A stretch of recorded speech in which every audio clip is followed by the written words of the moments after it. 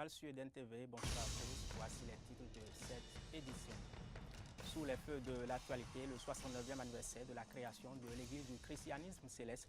Un culte a eu lieu sur toutes les paroisses célestes jeudi soir. À cet effet, dans ce journal, vous suivrez la mission de cette église. Ali Bongo, président réélu de Gabon, a désigné le numéro 2 de son nouveau gouvernement. Son nom, Emmanuel Issoze Ngondé. Il était ministre des Affaires étrangères dans le précédent gouvernement. Shimon Peres vient d'être inhumé. L'ancien président israélien a été enterré au thème de ses obsèques qui ont eu lieu ce vendredi à Jérusalem. Mori Agua nous parlera du déroulement de la cérémonie dans cette édition.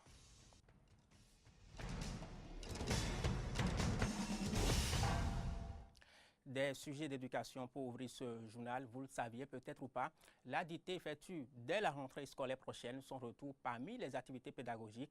Décision du ministre de l'Enseignement maternel et primaire, Karimou Saliman. Les instituteurs et institutrices vont ainsi renouer avec une activité dont ils avaient quasiment perdu l'habitude. La faute au nouveau programme d'études. Dictée d'accord, mais dans quelles conditions? Réponse dans ce sujet de Frédéric Servan et Denis Maroya. Est pratiquement abandonnée depuis l'avènement des nouveaux programmes d'études. Conséquence, baisse drastique du niveau des apprenants en langue française. La note circulaire 1800-MEMP du ministre de l'Enseignement maternel et primaire à ce sujet est sans appel. L'autorité hausse donc le ton. Instituteurs et institutrices des écoles primaires publiques et privées doivent désormais tenir compte de cet exercice qui d'ailleurs n'a jamais été supprimé. Jérémy Dovonon, spécialiste des curricula, explique la pertinence de ce rappel. Pour aller découvrir et comprendre les autres matières, il faut nécessairement, ici au Bénin, comprendre et bien comprendre la langue française. Et donc cette dictée-là, comme je le disais, qui est le nœud, n'est-ce pas, ça fait, n'est-ce pas, le lien entre tous les autres exercices, orthographe, grammaire, études de tests. La dictée en elle-même comprend tout ça. Et donc qu'elle soit mise en veilleuse pendant longtemps et qu'aujourd'hui on décide, n'est-ce pas, de raviver cette flamme-là, je crois que c'est magnifique, c'est à applaudir. Ainsi, la dictée doit être désormais une activité d'apprentissage, d'évaluation formative et sommative du CI au CM2.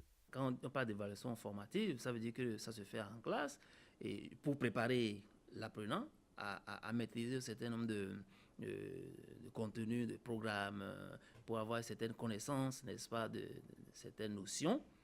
Mais aussi, il a parlé d'évaluation sommative. Cela voudrait dire que pour ce qui est du passage d'une classe à une autre, l'apprenant sera évalué en dictée. Et donc, cette note-là serait prise en compte pour son passage en classe supérieure.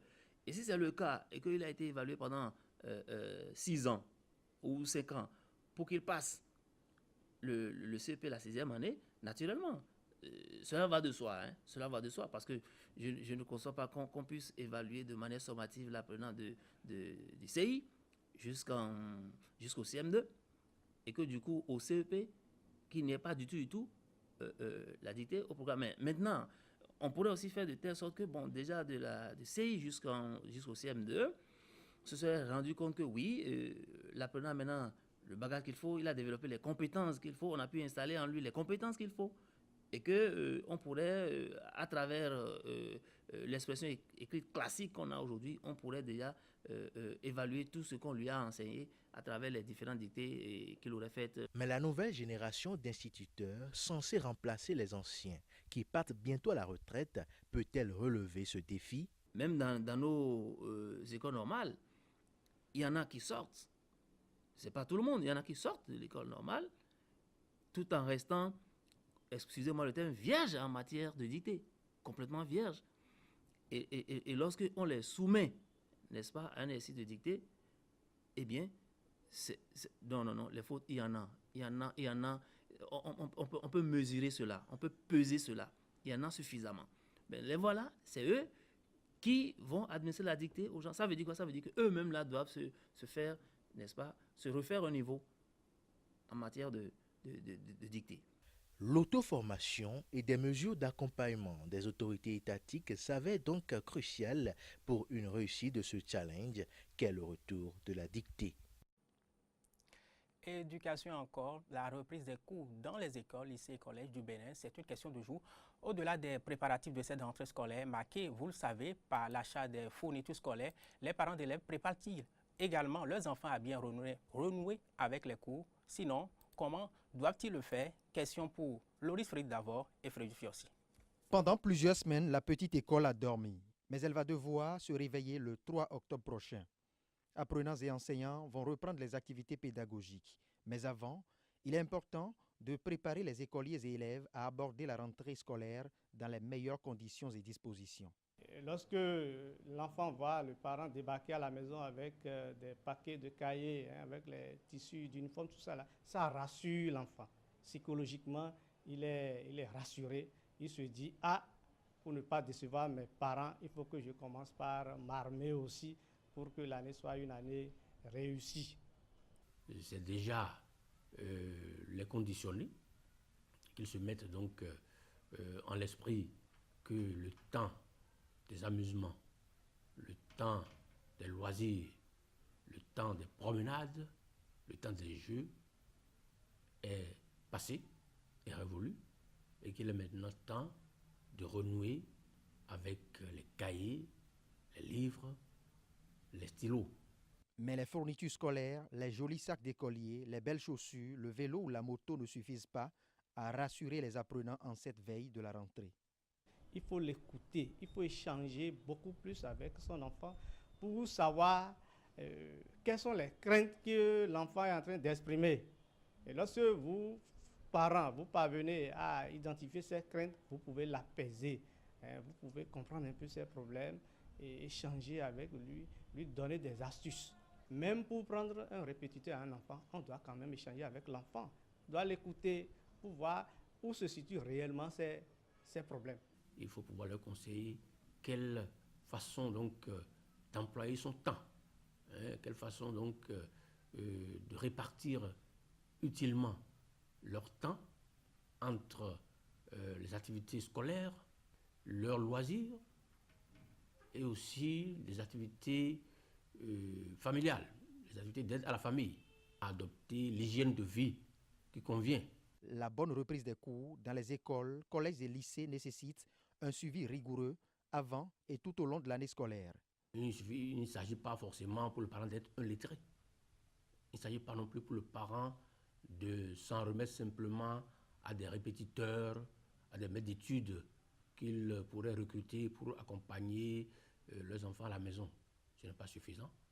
Il faut qu'ils adoptent une attitude de contrôle et de surveillance pour s'assurer que leurs enfants révisent bien leurs cours, qu'ils font bien les exercices que leurs maîtres, leurs professeurs leur ont donnés et qu'ils mènent une vie disciplinée, qu'ils ont un emploi du temps qu'ils respectent et qu'ils sont assidus au cours.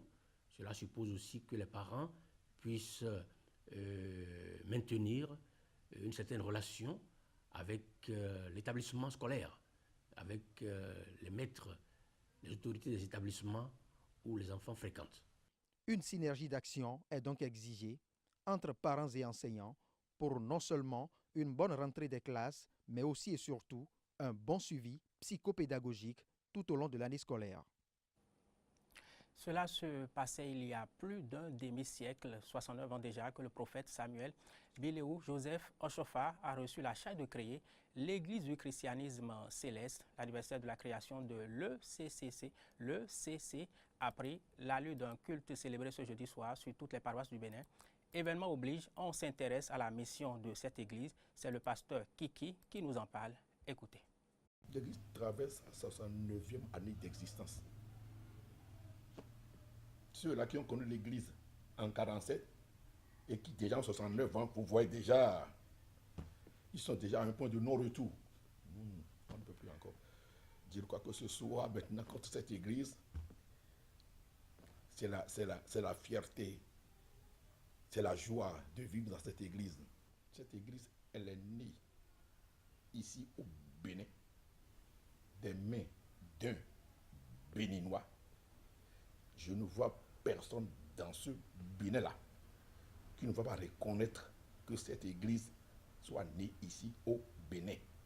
c'est notre patrimoine, c'est notre chose que nous devons garder jalousement.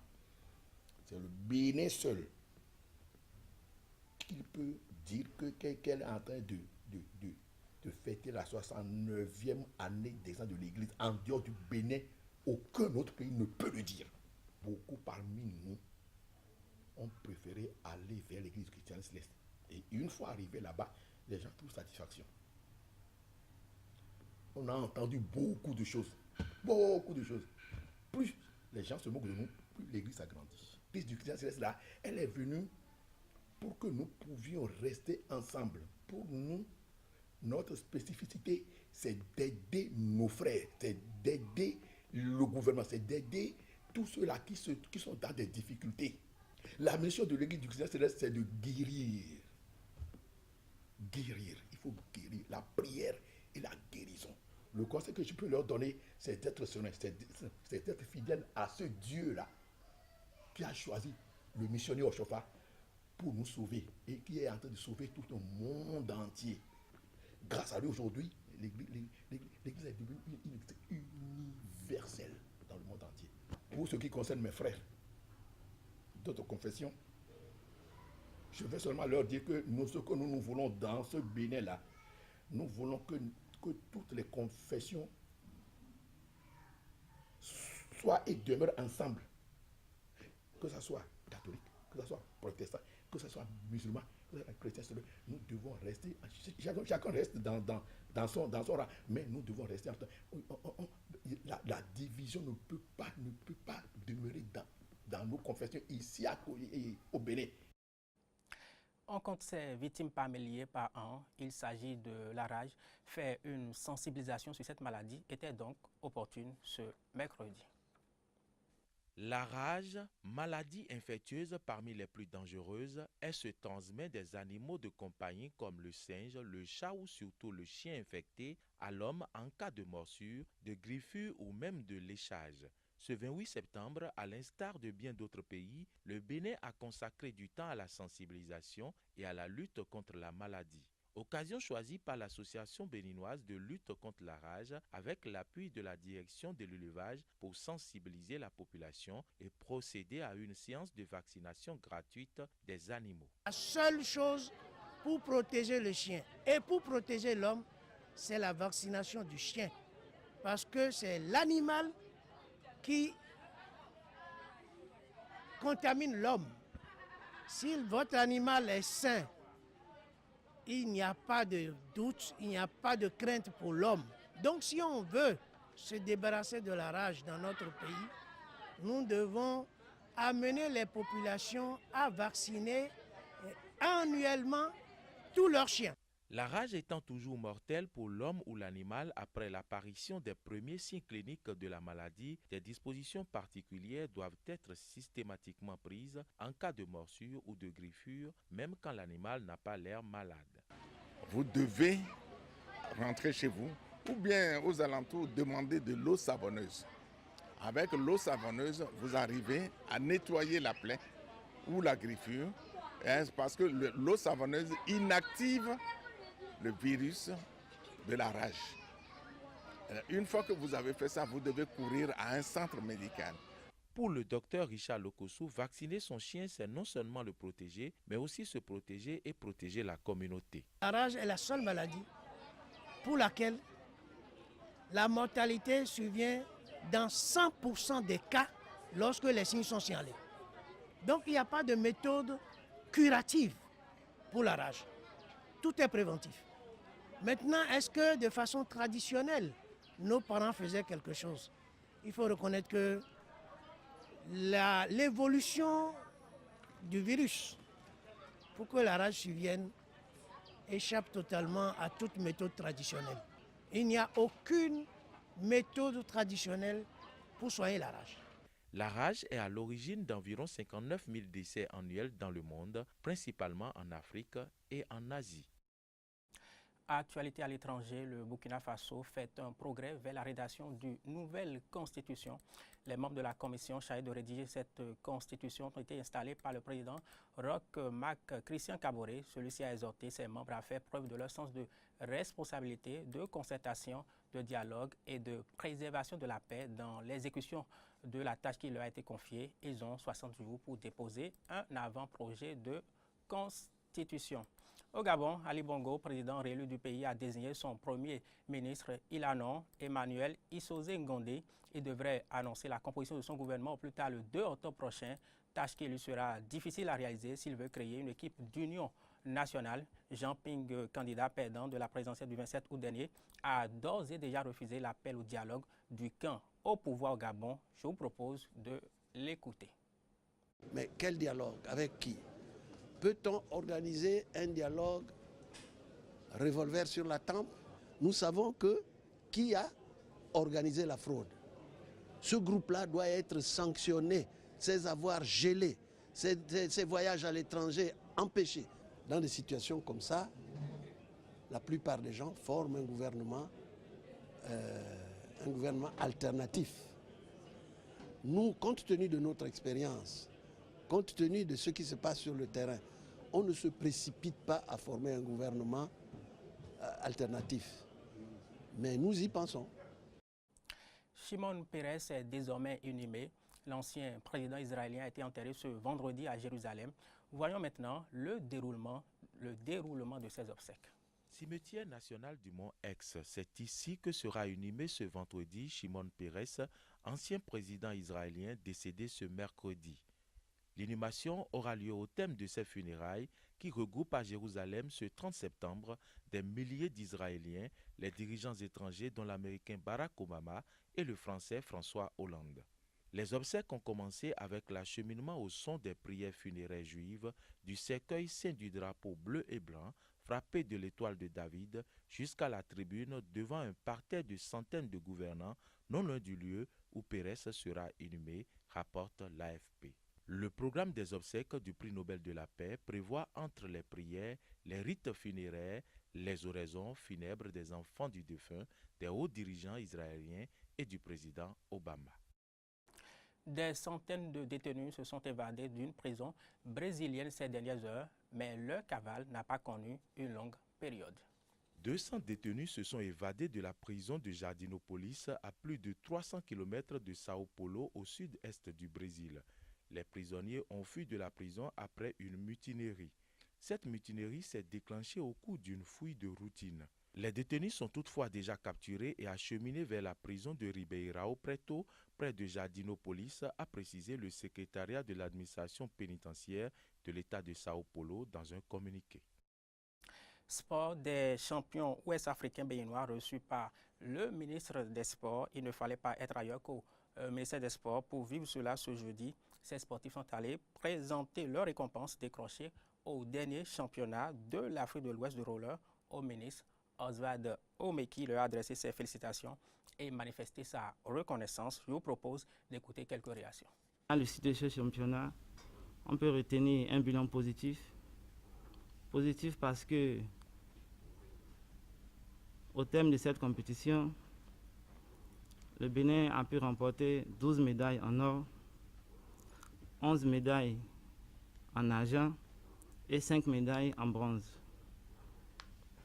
Et donc, nous avons confirmé notre place. Nous avons des perspectives pour l'année 2017.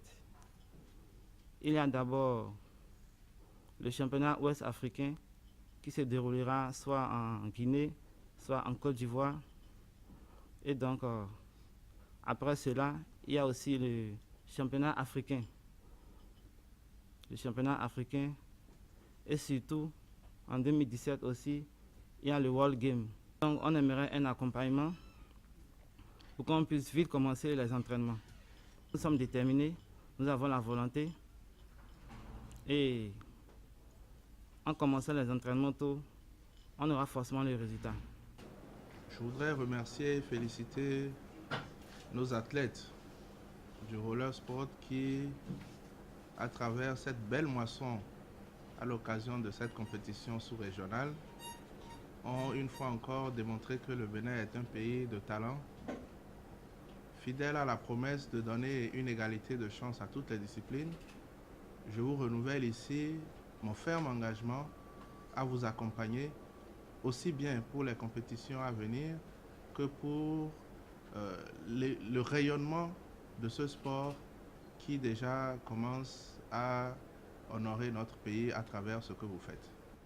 Je voudrais particulièrement féliciter le capitaine de l'équipe et surtout ma fille qui n'a pas encore l'âge de compétir mais qui a été surclassée et qui a fait des prouesses alors qu'elle compétissait contre des gens qui sont beaucoup plus âgés qu'elle. Je prends note de sa volonté de faire carrière dans le roller sport et j'accepte en tant que ministre de tutelle mais aussi en tant qu'individu d'être, comme elle l'a souhaité, son parrain particulier. Voilà pour le sport de compétition. Qu'en est-il de la pratique du roller au Bénin? Le roller est une passion pour des personnes de tous les sexes et de tous les âges. Et vous allez le voir, certains ont délaissé leur première passion pour chausser le patin à roulettes. À qui le flot? À qui le flot? À qui le flot? À qui le flot? À qui le flot? Peu pratiqué au Bénin, le patinage à roulettes ou le roller est un sport qui nécessite équilibre et courage. Raymond Tossa, ancien pratiquant du roller, parle de ce sport moins connu au Bénin. C'est un sport qui est très bon et les gens croient que c'est un sport qui est difficile, qui amène beaucoup de dégâts. Non, c'est un sport qui fait, si tu n'as pas peur là, si tu montes, il faut chercher l'équilibre afin de marcher un à un, tu vas maîtriser, puis c'est rapide. On a des tournois, on a des championnats, on va assister un peu partout. Burkina, Bénin, Nigeria, Ghana, Mali, Togo, un peu partout, c'est très bon. Ce sport n'est pas difficile. Emmanuel Dessouyovo, en un mois à peine de pratique du roller, semble abandonner son premier sport, le taekwondo. Je pratiquais le taekwondo avant, mais je préfère le roller plus que le taekwondo. Parce que le roller, c'est une activité d'équilibre, de vitesse. Ceux qui ont envie de pratiquer ce sport n'ont pas besoin d'avoir peur parce que c'est un sport très facile et amusant. Comme Emmanuel, Mathilde se réjouit d'avoir réalisé un de ses vœux, pratiquer le patinage à roulettes. J'ai commencé par pratiquer ce sport tout récemment pendant les vacances. J'aime le patin parce que même j'ai envie des amis qui font ça. J'avais le goût dès le bas âge, mais avec le temps, j'ai commencé. Naturellement, quand on voit les gens pratiquer le patin, on voit que c'est un peu difficile, mais pas du tout. C'est ce que j'avais cru, mais quand j'ai commencé, je vois que c'est très facile.